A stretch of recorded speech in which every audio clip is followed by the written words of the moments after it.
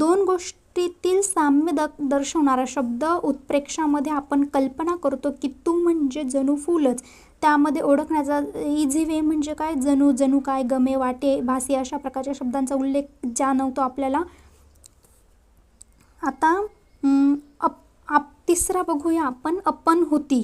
ठीक आहे, अपनहुतीमध्ये काय म्हणतात की उपमेय हे उपमानच आहे असं स्ट्रॉंगली सांगितलं जातं. म्हणजे तू म्हणजे फूल, तू म्हणजे फूलच, तू म्हणजे फूलच असं. उपमेय हे उपमानच आहे असं स्ट्रॉंगली दाखवलं जातं. उत्प्रेक्षामध्ये काय असतं की कल्पना, तू म्हणजे जणू फूलच. याच्यामध्ये असं नाही माहिती, याच्यामध्ये तू म्हणजे फूलच म्हणजे असं स्ट्रॉंगली सांगतात की तू म्हणजे फूलच.